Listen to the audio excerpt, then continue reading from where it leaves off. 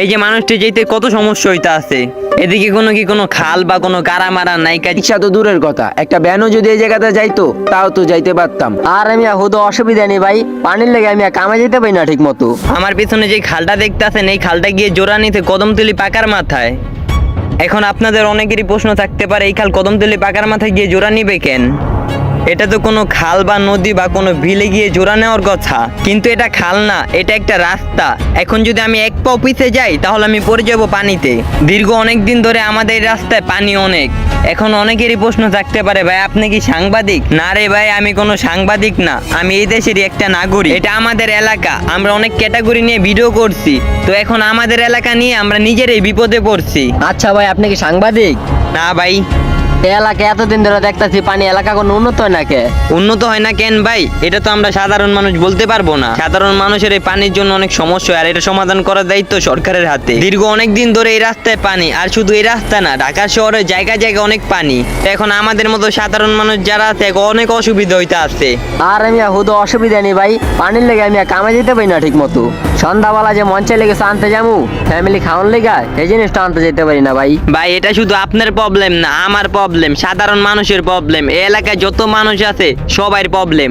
আর এই রাস্তাতে যে এতটি পানি, এই যে মাথার উপরে কারেন্টের তার আর একটা খাম্বা, এখান থেকে যদি আল্লাহ না করুক একটা তার ছিঁড়া পড়ে, আমরা দুজন যে জায়গায় দাঁড়ায় আছি, আমরা তো দুজন মারা জামুই। আর রাস্তা দিয়ে যত মানুষ আইবো সবাই মারা যাইব। তো এখন আমরা কি চাই ভাই আপনার কাছে যদি কোনো উপায় থাকে পানিটা কমার ব্যবস্থা করে দেন ভাই।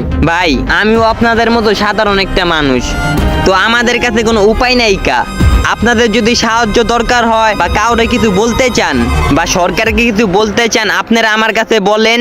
আর এই ভিডিওটা সারা বাংলাদেশের মানুষ দেখবো। তো কেউ যদি সাহায্য করে বা এটার একটা ব্যবস্থা করে, আপনাদের জন্য ভালো হবে, আমার জন্য ভালো হবে।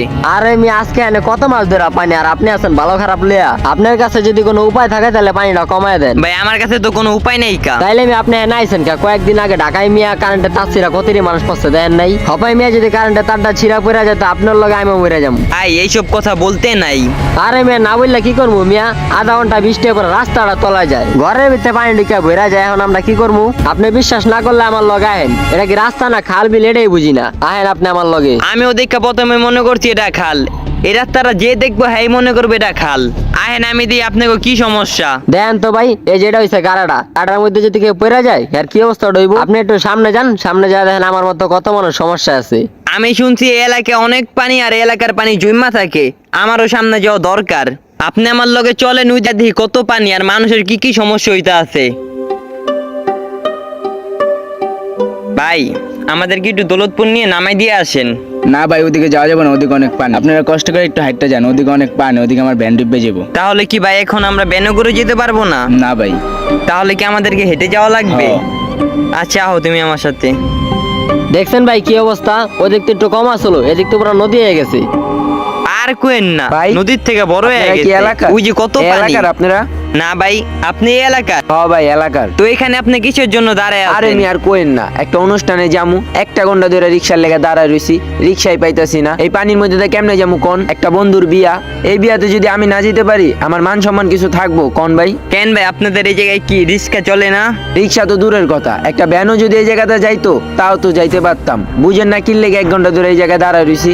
আচ্ছা এটা কি নতুন নাকি দীর্ঘ অনেক দিন ধরে এখানে পানি জমে আছে? দীর্ঘদিন নি, 1 মাস না 2 মাস না, অনেক মাস ধরে এই জায়গায় পানি জমা রয়েছে। পানি কমার কোনো উপায় দেখতাছি না। দেখছেন ভাই দেখছেন, খালি কি আমার একা সমস্যা? এলাকার সবার সমস্যা।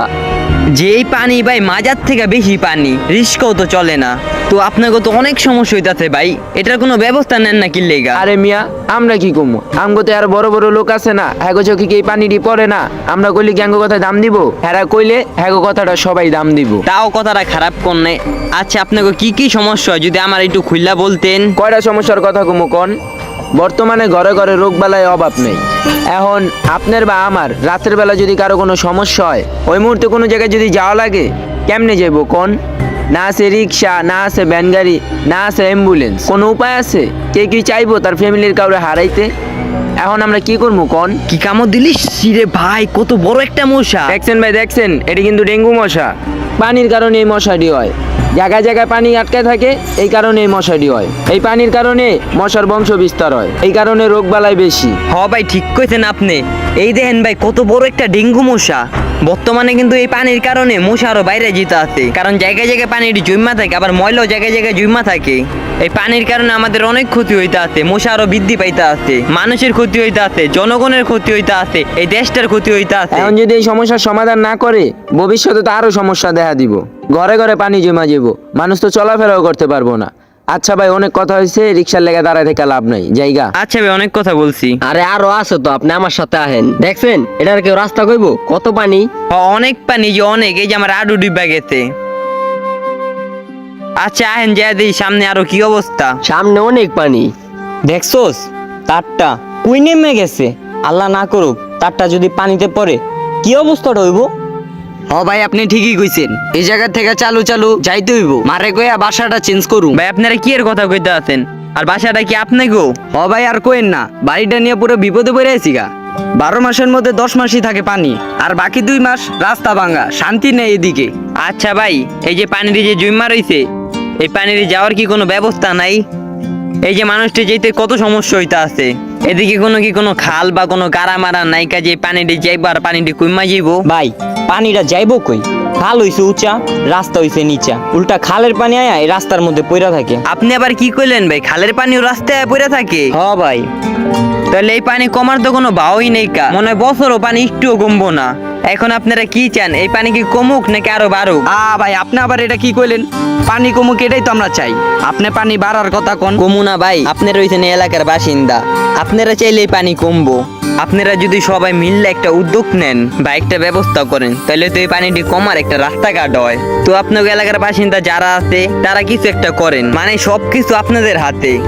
আপনার এলাকার মানুষ মিল্লা বসেন, এলাকায় তো ভালো মনের বড় এমপি আছে, ভালো ভালো লোক আছে, তারা এলাকার ভালোই উন্নয়ন করে। আপনারা তাদের কাছে যান, তাদেরকে বলেন এইখানে পানি অনেক, এইখানে এই এলাকার মানুষদের অনেক সমস্যা হইতাছে, তাদেরকে এটি সব খুলে বলেন। ভাই আপনি যে কইলেন এলাকার সব মানুষ মিল্লা একটা উদ্যোগ লইতে, এডিও কইরা দেখছি কোনো কাম হয় নাই। যার টেকা আছে এই যে দেখেন 5 তলা বাড়ি বানায় ফালায় রেখা দিছে, হেরা হওয়ার দরকার নাই। পড়ছি খালি বিপদে ভাই আমরা। এই যে দেখেন একটা বাড়ি বানাইছি, কি করবো? বর্ষাকাল হইছে 2 মাস, হেনতে যদি ভাই 10 মাসই পানি জমা থাকে কি আর করার কোন? বিপদে তো পড়ছি আমরা। এই পানিটা দিয়ে আমগো প্রত্যেক দিনই যাতায়াত করতে হয়।